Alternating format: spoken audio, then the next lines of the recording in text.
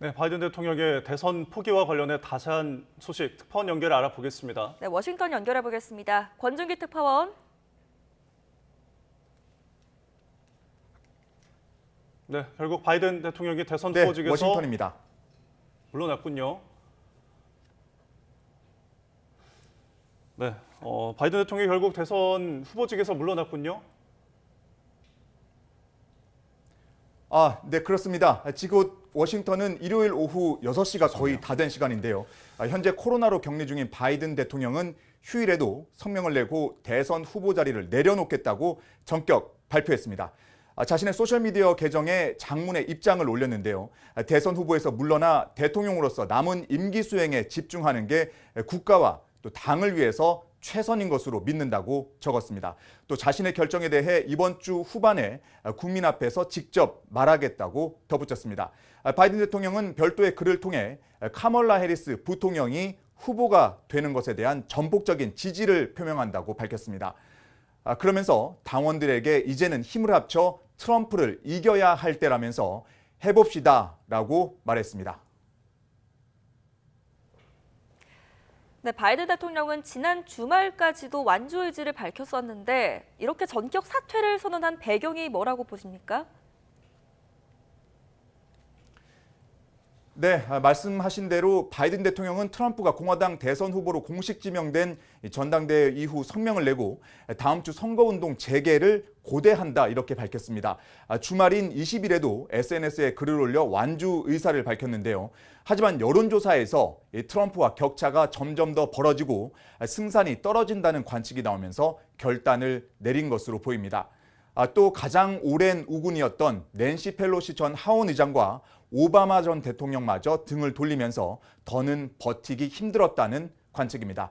미국 언론은 결정적으로 기부금 후원자들이 보이콧에 나서면서 돈줄까지 막힐 위험에 처한 게 마지막 한 방으로 해석하고 있습니다.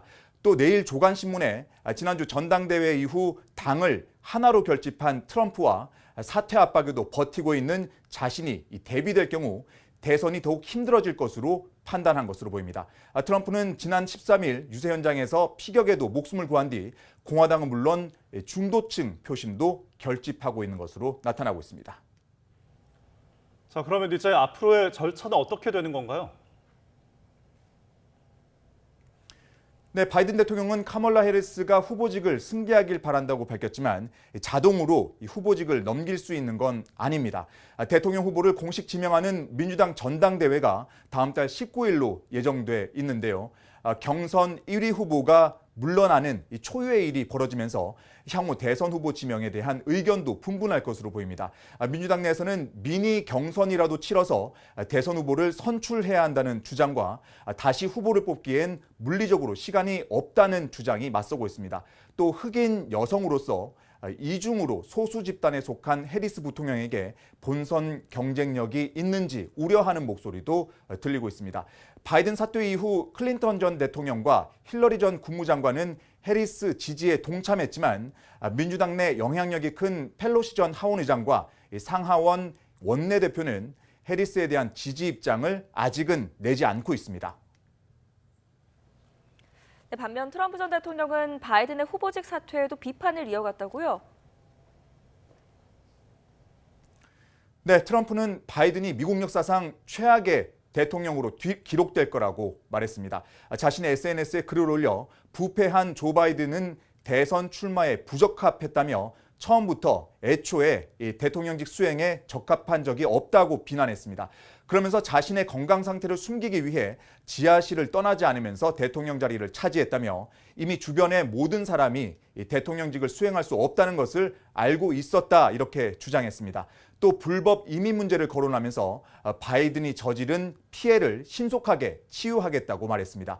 CNN 기자와 통화에서는 바이든이 해리스를 차기 후보로 지지한 데 대해 해리스는 바이든보다 이기기가 쉽다 이렇게 자신감을 나타냈습니다. 이런 가운데 공화당 1인자인 마이크 존슨 하원 의장은 바이든이 후보직뿐 아니라 대통령직도 당장 물러날 것을 요구했습니다. 후보로 적합하지 않으면 대통령직도 마찬가지라며 즉각 사임해야 한다고 말했습니다. 그러면서 11월 5일 선거일이 오기를 아주 고대한다고 덧붙였습니다. 지금까지 워싱턴에서 전해드렸습니다.